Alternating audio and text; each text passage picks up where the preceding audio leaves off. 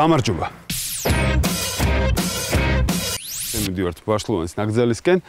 ულამაზესი ადგილი, ეს არის ადგილი, სადაც 2-3 დღის განმავლობაში თქვენ შეგიძლიათ ჩამოხვიდეთ, ზურგჩანთით გაატაროთ შვენიერით, რომ დაისვენოთ გადასარევად და რა თქმა უნდა, დაათვალიეროთ უამრავი კარგი ადგილი. როგორც ყოველთვის ეს ადგილებში ყველა დადის თავის მეგობრებთან ერთად, ამჯერადაც მე არ ვღალატებ ტრადიციას და მე წამოვედი პირველ რიგში ჩემი მეგობართან ერთად, ეს გახლავთ ბესო ხვედელიძე, ცნობილი მწერალი. ადამიანი, რომელსაც ძალიან უყვარს ბუნება, რომელსაც უყვარს ჩვენი დაცული ტერიტორიები და ბესომ გადაწყვიტა დღეს დილიდანვე დაეწყო გარკვეული ჩანაწერების კეთება, ხო? კი, რაღაც შტაბეჭდილებები, რომელიც ამ გზას მოყვება და მოგზაურობას მოყვება, აი აქ იქნება, აი ამ ბლოკნოტში დაფიქსირებული, აი ამ კალმით და იმედი მაქვს, რომ საბოლოო ჯამში რაღაც გარკვეულ დოკუმენტური მოთხრობის სახეს. შენ დილიდანვე დაიწყო წერა. გაიგზავნე თუ რომ ბესო დაიწყო წერა. გაიგზავნე აღმოვაჩინე. ჩვეულებრივი მზიანი შემოდგომის დილაა, ჩავთვალოთ რომ დღე კარგად დაიწყო. არ კარგ ხასიათზე მზერა არ მეორდება. არ მგონია რომ ერთის მაგივრად ორი თავი მაქვს, ის ერთი თავიც არ მტკივა, ანუ ყველაფერი რიგზეა, როგორც ძველები იტყოდნენ, რაც გინახავს, ვეღარ ნახო, რაც არა და ბევრჯერ ნახო და მე არ მინახავს არასდროს. ორი თავი გქნება საღამოს ბაშლოვანის ნაკრძალი. აქ შეიძლება რამე ისეთიც კი ჩაიფიქროს კაცმა, ნუ ისე სრულწმენები რა ჩავიფიქრო. როგორც ვიცი, ბაშლოვანის ნაკრძალში 2008 წელს ნახეს ბოლოს ნამდვილი ცოცხალი ლეოპარდი. სულის თავისთავად გამოცხვა. არ მინდა საქართველოში ლეოპარდის მიერ შეჭმული პირველი ქართველი ვიყო. განვაგდოთ შიშები. ის ფილმი მახსენდება. შიში და სიზულვილი ლას-ვეგასში. ორი გადარეული ჯიგიტი რომ მიექანება ლას-ვეგასისკენ. აქ ყველაფერი ქართულად და პირიქითაა. შიშს სითამამით ჩავანაცვლებთ, სიზულვილს სიყვარულით შესვლით და ვარშავანის ნაკრძალის ყოლად არა ლას-ვეგასურად დაგვიხდება. წერტილი წინ გზა და ერთი პოსტსკრიპტუმი. ჩემს გვერდითაა ჩემი დღევანდელი მოგზაურობის უპირველესი მეგზური, გიდი, სტალკერი, გიორგი ქორქია და ვიცი რომ ყველაფერი კონგენიალურად იქნება. ძალიან კაი. ერთ-ერთი რაც დაგვრჩენია, გავუყოთ გზას, გზა საკმაოდ კარგია. ასე რომ წავედით. წავედით. ესეც შეიძლება. წავედით, დავიძარით.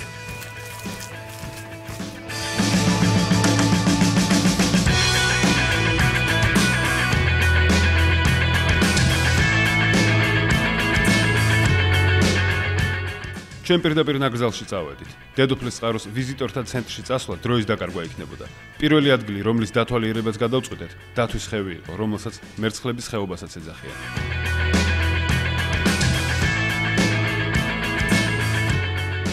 ეხლა შევართ ვაშლოვანის ნაკრძალის ერთ-ერთ ყველაზე საინტერესო ადგილზე, ამას ქვია მერცხლების ქალაქი, ეს არის ვიზიტორთა ცენტრიდან დაახლოებით 23 კილომეტრში. მერცხლების ქალაქი ამ ადგილს ქვია, იმიტომ რომ აქ არის ხოლმე უამრავი მერცხალი. ეხლა არ არის სეზონი. ამიტომ მერცხლები არ არიან, უბრალოდ აი თუ ხედავთ, აქ არის ძალიან ბევრი ბუდე. სეზონზე კი ეს არის გაზაფხულზე, აქ არის რავი 1000-ობით, 10000-ობით, 100000-ობით მერცხალი და სხვა შორის გაზაფხული აქ ერთ-ერთი ყველაზე ცოტა საშიში პერიოდი, იმიტომ რომ როდესაც მერცხლები აქ ბუდობენ, ხშირად ვარდებიან ბუდიდან პატარა ბარტყები, ხან კვერცხს ჩამოვარდება და ამ ყველაფერს ელოდებიან საკმაოდ ცუდი და შხამიანი გველები. კავკასიური გიურზები, ეხლა ამ დროს შემოდგომაზე ეს ადგილი აბსოლუტურად უსაფრთხოა. არაფერი არ გიკვენთ, არაფერი არ წაგიღებთ. მაინც ხეებს უნდა ერიდოთ, იმიტომ რომ ცხელა და შეიძლება სადმე 1-2 წელი იყოს. ასე რომ აქ წამოხვალთ, ასე ერინოთ, უბრალოდ ეს შუაში კანიონებში ისე ერინეთ. ისე რაღაცით ვესტერნს გავს. დათვის ხევის ალესილებში პრეისტორიულ ფაუნასთანაც მოგიწევთ შეხება. მილიონობით წლის წინანდელი მოლუსკების ნიჟარები საკმაოდ უხვადაა შემორჩენილი. სერეს შედარებით შრალი და ცოტა ხრიოკი ადგილი და ალბათ ყველას გაუკვირდება, ვინც აქ არ ყოფილა. აი ამ კანიონში, კედლებში, აი ესეთი პატარ-პატარა წყლის, უბრალოდ ზღვის ნიჟარები. წარმოვიდგინეთ, აქ სადაც მილიონი წლის წინ იყო ზღვა. საერთოდ აქ სეირნობისას დიდი ყურადღება გვართებთ, განსაკუთრებით თუ გაზაფხულზე ჩამოხვალთ. ვაშლოვანის ნაკრძალში საკმაოდ ბევრი კავკასიური გიურზა ბინადრობს. გაზაფხულზე მათ გამრავლების პერიოდი აქვთ და განსაკუთრებით აგრესიულები არიან. წელიწადის სხვა დროს კი უბრალოდ ფეხებქვეშ იყურეთ, რომ შემთხვევით არ დააბიჯოთ.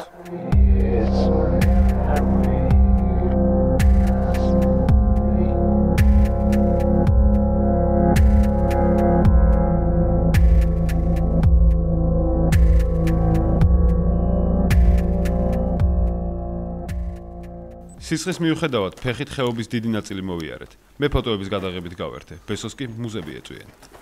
აი ჩემს სამოგზაურო დღიურს კიდევ გვერდნახევარი შეემატა. ჩვენ უკვე ვაშლოვანის დაცულ ტერიტორიებზე ვართ, გამოვიარეთ ტრიალი ველები და მომცრო გორაკებით. საკიდე უფრო სივრცული აქვს ვიდრე თბილისში. შტაბ-ბიჭდება პირველად მოდის.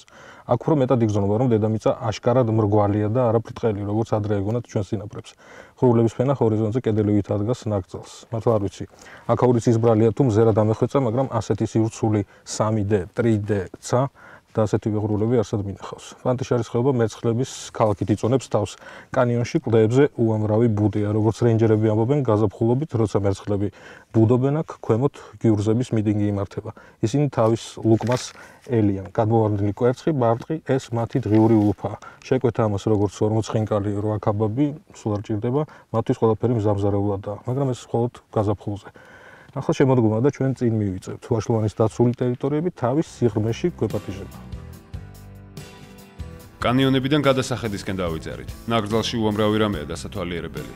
აქ მარტო მცენარეების 700-მდე სახეობა ხარობს. ყველაფერზე ინფორმაციის მიღება სტენდებიდან შეგიძლიათ, რომლებსაც ნაკრძალის თითქმის მთელ ტერიტორიაზე ნახავთ. იმისთვის, რომ გადასახედით და ბუნებით ბოლომდე ისიამოვნოთ, გზადაგზა დასასვენებელი ადგილებიც არის მოწყობილი. ეს არის დაახლოებით 25,000 ჰექტარი სილამაზე.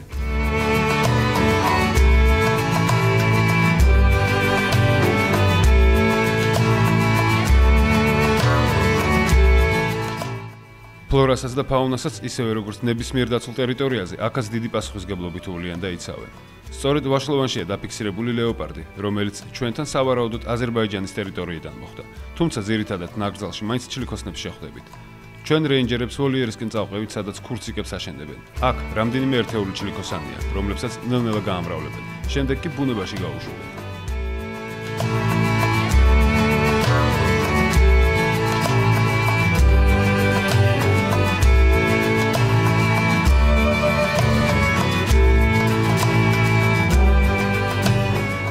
ვოლიერთან დიდხანს აღარ გავჩერდით და ალაზნისკენ წავედით. გზაზე რამდენიმე ტურისტული თავშესაფარია, სადაც ყოველთვის შეგიძლიათ დარჩეთ, თუ ხეტიალის დროს შემოგაღამდეთ. საერთოდ ვაშლოვანის ნაკრძალში უმჯობესია სწორედ ასეთი თავშესაფრებით ისარგებლოთ. კარავში დასარჩენად ეს ადგილები არც ისე კომფორტულია.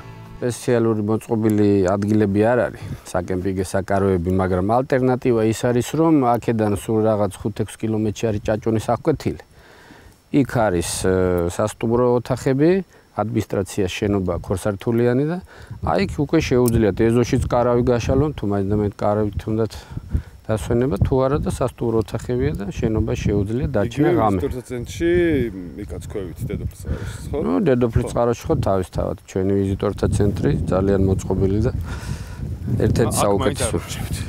აქ მაინც არ უჩვენთ, იმიტომ რომ კლიმატური პირობები საკმაოდ კაცრია და დღისი ძალიან ცხელა ზამთარში ღამით ძალიან ცივა და ერთ თავშესაფართან ცოტა ხნით შევჭერდით. აქ ცხენები წყავთ, რომლების დაქირავებას თავისუფლად შეგიძლიათ, მაგრამ ამჯერად ჩვენ მაინც მანქანით გადავწყვეტეთ გზის გაგრძელება. ალაზნის ნაპირს რამდენიმე წუთში მივადექით. ამ ადგილს მიჯნის ყურეს ეძახიან. ახლა ჩვენ ვართ ადგილზე, რომელსაც ქვია მიჯნის ყურე. ეს არის მდინარე ალაზანი. და იქითა ნაპირი უკვე არის აზერბაიჯანი, ანუ ამის იქით გადასვლა არ შეიძლება.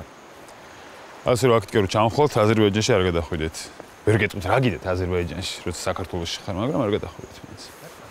მიჯნის ყურეზეც ტურისტების მშვენიერი თავშესაფარი დაგვხდა. აი ეს არის ესეთი ტურისტული თავშესაფრები, რომელიც ღირს 40 ლარი, შესანიშნავი ოთახებია, როგორც ვიცი. შევიდეთ. ეს არის შესანიშნავი ოთახია, მე მგონი. დავიცი, აქ მეტი კომფორტი არავის არაფერში არ ჭირდება. არის აბაზანად, რა თქმა უნდა. მშვენიერია, მოკლედ ყველაფერი არის სულთად კომფორტულად. როგორც გითხარით, ეს ყველაფერი ღირს 40 ლარი. მაგრამ რადგანაც ჩვენ ვართ ფაქტობრივად ველურ გარემოში, აქ არის ქცევის წესებიც, რომლებიც აი ეგ წერია, მაგალითად რომ არ უნდა დაგაუწყოთ, რომ შესულსთავმა ყურადღებით უნდა დაათვალიეროთ ოთახი, რადგან არ იყოს რამე ქვეწარმავალი. და უნდა შემოწეს ლოგინი, ლოგინის ქვემოთ ყველაფერი, თუ რამეს აღმოაჩენთ, მიმართავთ რეინჯერს, მაგრამ ჯერ როგორც გითხრეს, ასეთი შემთხვევა არ ყოფილა, რომ ოთახში რამე შეუძლებელი იყოს, იმიტომ რომ ყველა ვინც აქ ჩამოდის, იცავს წესს. რა თქმა უნდა, წესები ყოველთვის უნდა დავიცვათ. მოდი გავიდეთ გარე, დავათვალიეროთ, ოთახი უკვე ვნახეთ. დავით.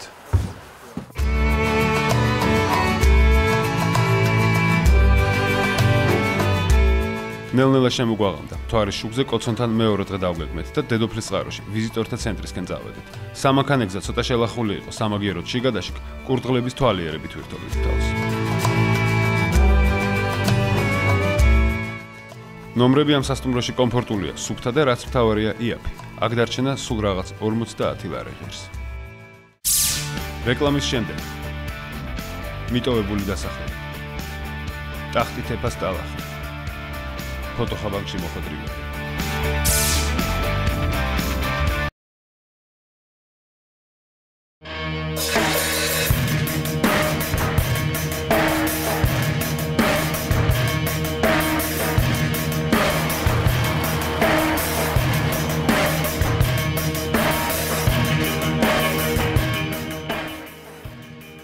მეორე დღეს დილიდან ტახტი თეფასკენ დავიძარით. გზად დალის წყალსაცავი უნდა გაგვევლო. ჩვენი ყურადღება ხიდიდან დაახლოებით 200 მეტრში პატარა დასახლება მიიქცია. ცარიელი, ნახევრად დანგრეული სახლები, გაუთიბავი ბალახი, მოულელი ეზოები. ბოლო სახლი აქ 80-იან წლებში დაცარიელდა. ყველაფერი აბსოლუტურად ამოვარდნილი იყო აქაური გარემოსგან. ჩვენ ვერ მოვითმინეთ და შიგნით შევედით. ყველაფრის მიუხედავად აქაურობა მაინც რაღაცით მიგიზიდავთ. უბრალოდ ერთადერთი რაც არის აქ უნდა იყოს ძალიან ფრთხილად, მაინც ვაშლოვანია, მაინც კახეთია, მაინც ცხელა. და შეიძლება სადღაც რაღაც არასასიამოვნო გიურზა შეგხვდეთ. იმედია ჩვენ ესეთი რამე არ შეგხვდება. უბრალოდ ნახეთ რას გავს აქ ყველაფერი, მაგრამ რაც თავისი სილამაზე მაინც აქვს. ამაში დამეთანხმებით ნახდათ. ცოტა ესეთი რთული წარმოსადგენია, რომ აქ ოდესღაც ხალხი ცხოვრობდა. მართლა ყველაფერი გაპარტახებულია, ერთადერთი არ ვიცი, რაღაც წერები დაფრინა, ყველაზე ცოცხალი აქ რაც არსებობს, არის წერი და მერცხლებიც კი გაფრინდნენ ამ ადგილიდან, ყველგან ნახავთ ეს ბუდეებს. ერთი ბუდე ერთ კუთხეში, მეორე კუთხეში. მოკლედ აქ ყველაფერი არის აბსოლუტურად მკვდარი შეიძლება ითქვას. აი. 1 2 იქით 3 4 5 6 7 8 მთელი ქალაქია. სადაც ოდესღაც ცხოვრობდნენ ეძინათ, ეღვიძათ, ხიარულობდნენ, მუშაობდნენ. ეხლა არაფერი. ეხლა ეს ვაშლოვნის ნაკრძალის ერთ-ერთი ყველაზე უცნაური ადგილია, რომელიც უცნაურობის მოყარულ ტურისტებს აუცილებლად დაინტერესებს. მე სიამოვნებით დავრჩებოდი აქ ერთი კვირა. ექსპერიმენტს ჩავატარებდი საკუთარ თავზე. დალის წყალსაცავზე ყოველთვის ელიანმა, ვისაც სპორტული თევზაობა იტაცებს. დაახლოებით 9 საათის შემდეგ ტახტი თეფასკენ გავნაგრძეთ გზა. ეს არის ულამაზესი ადგილი, რომელიც უფრო სხვა პლანეტის ზედაპირს მოგაგონებთ ვიდრე დედამიწის. ჩვენ ერთ ახლა ადგილზე, რომელსაც ქვია ტახტი თეფა, ეს არის ვულკანური წარმოშობის პატარა გეიზერებივით. ეს ამოფრქვევები აქ არ ხდება, მაგრამ საკმაოდ საინტერესო ადგილია. აქედან ამოდის ტალახი, ბუყებს. ცივია სხვა შორის, ყველას ეგონები რომ აქ არის რაღაც ხელი, მაგრამ როგორც ამობენ, ეს არის სამკურნალო გამოკვლევები ჯერ არ ჩატარებულა, მაგრამ დაახლოებით ახტალაში რო აი ესეთი ტიპის ტალახია. ძალიან ხშირად, როგორც იცი, ადგილობრივებიც, მეცხოვრებიც ამოდიან ხოლმე და თუ სახსრებით კივეთან რაღაც, იმით უბრალოდ ამ ტალახით იზილავენ ამ ავტოფ ადგილებს და როგორც ამბობენ, რჩებიან კიდეც. იმედია მალე ჩაატარებენ რაღაც კარგო გამოკვლევებს და იტყვიან ყველაფერს ამ ადგილის სამკურნალო თვისებებზეც. შეგიძლიათ ამოხვიდეთ. ამ სიცხეში აშკარად კარგია ცივ რაღაცაში ხელის ჩაყოფა.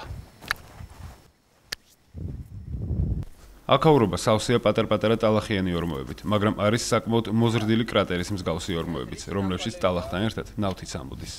აი ეს პატარა წინაზე რაც განახთ იყო, ესეთი სასულეებს ეძახიან და ეს არის უფრო დიდი, ბუყბუყებს და მოდის რაღაც აი ნავთის სუნი მოდის, ეთყობა რაღაც მოაქვს იქიდან. ანუ ნავთი გვაქვს ბიჭო? გადავხედოთ სიამაყით აზერბაიჯანს იქითკენ. ტალახის ვულკანი არის არაორგანული ბუნების ძეგლი. თვითონ ტალახის ვულკანის ამგებელი ქანები 2 მილიონი წლისაა. და ამ ქანებში ხშირად მოიპოვება ნამარხი ფაუნა ცხოლა. ისეთი განსაკუთრებული ლანდშაფტი არის, რა თითქოს მთვარის ზედაპირზე დააბიჯება. ესთეტიკურად სასიამოვნო სანახავება. ადგილი საკმაოდ ლამაზია, მაგრამ ზაფხულში აქ საშინლად ცხელა. ვაშლოვანის დაცული ტერიტორიის დასათვალიერებლად იდეალური სეზონი მაინც შემოდგომაა. სხვათა შორის მათთვის, ვისაც არა მარტო ფეხით სიარული, არამედ ველოტურიზმიც უყვარს, ეს ადგილი იდეალურია. ქონდა ჩვენ შემთხვევა სპორტული მანქანებით და მოტოროლებით. მოყვარულები ეს გაშლილი რელიეფი არის, გორაკ ბორცვიანი, სასე აღმართი და აღმართი სასიამოვნო არის რა, ნიავი უბერავს და ხანდისხან გვაკითხავენ ხოლმე. ვაშლოვანის ნაკრძალი უნიკალური ადგილია იმითაც, რომ აქ კანიონებს ჭალები ცვლის. ჭალებს უდაბნოს ტყეები. აქ ბინადრობს უამრავი ცხოველი, რომლებსაც ვიდეო ხაფანგებით აფიქსირებენ. ნაკრძალში უხვად არიან ჩლიქოსნები. შესაძლოა აქ ყოფნის დროს ვერ შენიშნოთ, მაგრამ ტყეებში ბევრ ადგილზე ფოტო და ვიდეო ხაფანგებია დაყენებული. აი ეს არის ფოტო ხაფანგი, ასეთებს რამდენიმეს ნახავთ თუ კარგად დააკვირდებით ვაშლოვანის ტყეს სეირნობის დროს. ეს არის იმისთვის, რომ სხვადასხვა ცხოველი გადაიღოს, სწორედ ამ ფოტო ხაფანგებით არის დაფიქსირებული უამრავი დათვი, ტახი და რაც თავარია, ლეოპარდი, რომელიც საკმაოდ იშვიათობაა, არავის არ წარმოედგინა თუ აქ შეიძლებოდა ეგეთი ცხოველის არსებობა. საკმაოდ საჭირო რამეა და ამას აქვს სხივია, რომელიც დაახლოებით 20 მეტრზე, რაც გაივლის ყველაფერს იღებს. წითელი ანთება ფოტო გადაღებულია. ასე რომ როცა აქ შემოხვალთ არ იოხროთ ხოლმე ამერის წინ, არაფერი ცუდი არ ქნათ, შეიძლება დაფიქსირდეთ. ამ ხაფანგმა მუზა ბესოსთანაც მოიყვანა. აგერ ეგეთი რაღაც ჩანაწერები გაკეთდა. ისე ხაფანგთან დაკავშირებით ხაფანგები იჭერენ, ხაფანგებს აგებენ რომ დაიჭირონ. ვინ არიან მსხვერპლები? რაც არ უნდა გულსატკენი იყოს, ძირითადად მაინც ისევ ადამიანები, რომლებიც არ ღვევენ მოძრაობის და ცხოვრების წესებს. დაცული ტერიტორიებიც, იმიტომ ქვია ყველაფერს, რომ აკორობას სხვანაირი დაცვა ჭირდება. მაინც ვისგან მეწყერი, ზვავი, თხეში, წვიმა და ისევ ადამიანი. დადგა სასტუმროსკენ წასვლის დროს, მაგრამ რეინჯერებმა კიდევ ერთი ადგილის ნახვა გვირჩიეს. რა თქმა უნდა დავთანხმდით და ამაზე ერთი წამიც არ გვინანდია. განსაკუთრებით დიდი შტაბეჭდილება ყველაფერმა ბესოზე მოახდინა. აი თუ განვითარდა საქართველოში კინომრეწველობა, მერე აი ვაშლოვანის ნაკრძალი არის კამფეტივით. ფანტასტიკა გინდა, აბატონო. იქით გემისი როგორ ვესტერნი გინდა, მაკენას ოქრო 2. ეგეც მოსულა. ჰორორი გინდა, ეგ ხოლმე საერთოდ და ისე ის უკანი ძალიან ისეთი იყო რა ქვია, ერთი ის აკლდა ვარდი და პატარა სხვა არის სადმე და იქ გეგონებოდა თავი სენტ-ეგზუპერის პატარა უფლის სულთან. ძალიან მაგარია. კაია ესეთი უჰორიზონტო დრამალები. უსივრცობის გრძნობა. წავიდეთ ამა. აქედან გადაშლილმა ხედმა ბესოს თავისი ბლოკნოტი კიდევ ერთხელ გადააშლევინა. რუანტელს რომ მოგრის ნებისმიერ ნორმალურ ადამიანს აი ესეთი ადგილები ვნახეს და ხედებიც სული შეგიგუბდება. კაი ნიშნულები დავსვი მთელი ამ 2 დღის განმავლობაში და ეს რაც მინდოდა საბოლოო ჯამში გამოდის. ნუ დღის ბოლომდე კიდე რაღაც რამოდენიმე გვერდი მიემატება ამ ნაწერს და მშვენიერი ესეთი სამოგზაურო პატარა მოთხრობა გამოვა. რა ვიცი, სათაური მე ერთად მოვიფიქროთ. დღე დასასრულს მივახლოვდა. ჩვენ სასტუმრო სეზონში საღამოსთვის დავიწყეთ მზადება. ბუხარი იყო, შეშა გქონდა და რაც თავარია, გქონდა კარგი სამწვადეც. ბესომ ბუხრის დანთება დაიწყო. იქეთ აქ მაგარი რაღაცები წერია ნახე. ვახუშტი ბაგრატიონი თავის საქართველოს სამეფო სახსრაში მოიხსენებს ლობიოს. ის შეტანილია სულხან-საბას სიტყვის კონაში, ხოლო არქანჯელო ლაბერტის მოწვევით სამეგრელოში გავრცელებული იყო ლობიოს უამრავი ჯიში. სხვათა შორის ის წერდა მეგრელ ქალებს, იმიტომ აქვს სალუქი და მშვენიერი კანი, რომ თითქმის ყოველდღე ლობიოს კერძს მიირთმევენ. ამიტომ წავით ჩვენ წვად. ტაქს.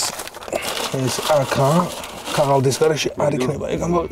სანამ შეშა დანაკვარს ხდება, ჩვენ ხორცს ჩაუჯექით. კახეთი წვადის გარეშე ისევე წარმოუდგენელია, როგორც რა ჩურჩხელა ზაფის გარეშე. ხო. კოვბოი ცხენის გარეშე. ამიტომ დავიწყებ ნელ-ნელა აგებას. ჩიუჭამთ ეს ჩვენ წვადს. გადიმზიკო. ამის აგებასაც აქვს კახელების გამოცი თავისი წესი. პატარა ნაჭრები უნდა იყოს და თავში რადგან სიმხურვალი ყველაზე ნაკლებია ხოლმე ეგეთ დათქმებში, ხო? შუაში მეტია ნაკვარჩალი. ამიტომ და შევიცადოთ რომ ცხენები იყოს ერთხარის. დადგა შტაბეჭდილებების გაზიარების დროც. მუზას რო გამოძახება არ ჭირდება, ეგრევე თავისით რო გაზის მხარზე. ზუსტად ისეთი ადგილები იყო, მოქონდა და მოქონდა. თან შენ როგორცი დადიხარ აქეთ კი ძალიან ხშირად. როგორ მოხდა ის, რომ აქ არ ყოფილხარ? მე მაგრა გამიგდა. ისე ძალიან მიუხედავად იმისა, რომ ბევრ ადგილას ვარ ნავყოფი საქართველოში. რაც არის ადგილები, სადაც არასდროს ფეხი არ გამიგავს და ესეც ერთ-ერთი მხარე იყო. რა თქმა უნდა, ბესოს ორდღიანი ჩანაწერებიც აქ დასრულდა.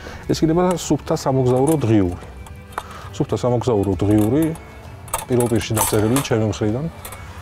და აი ზუსტად აი ადგილებს შეეხება, სადაც დავდგით ფეხი და გადავიღეთ და რაღაცები დავათვალიერეთ. და ეს იქნება ესეთი რა, ნახევრად ხატრული თავისი ისინი ექნება პატარა ჩანართები, რაღაც დიალოგების სახით, ალბათ მე ჩემი და შენი მიკეთებია როგორც. კი. მაგის გარშე არ გამომდის, ყველგან თან დამაკ, ბლოკნოტი, კალამი, განუყრელი მეგობრები არიან ჩემი. მოკლედ, კიდევ ერთი გემრიელი და კარგი საღამო მოდის დედოფლის წყაროში. ვიზიტორთა ცენტრში, ბედნაბესომ შევწვით წვადი, უკვე ძალიან მალე იქნება ზად, შესაბამისად ჩვენ ცოტა ხანში ვალთ და რეინჯერებთან ერთად, ჩვენს მეგობრებთან ერთად ამ ყველაფერს შევექცევით. მე თვითონაც არ მიჭამი არასდროს წერილის მიერ შემწვარი წვადი, ასე რომ მithumetes. მე ბავშვობაში ყოველ წერილს ვწარი, მეგონა პირველი ცოცხალი წერილი ვის გავიცადი იყო ბესო. მე დავწვდი. ეს ასე არ არის. მოკლედ, წვადი და ბესომ წერალი. წვადი და ბესომ წერილი. მოკლედ, აქ უკვე უნდა დაგემშვიდობოთ იმის გამო, რომ შევხვდეთ ერთი კვირის შემდეგ სხვა დაცული ტერიტორიიდან, რა თქმა უნდა, სხვა სტუმართან ერთად, სადაც წვადს ალბათ აღარ შევწვავთ, დავაზედეთ სხვა კარგ რამეს, ცეცხლი მოეკიდაო. და არა. კარგად შევხვდებით ერთ კვირაში.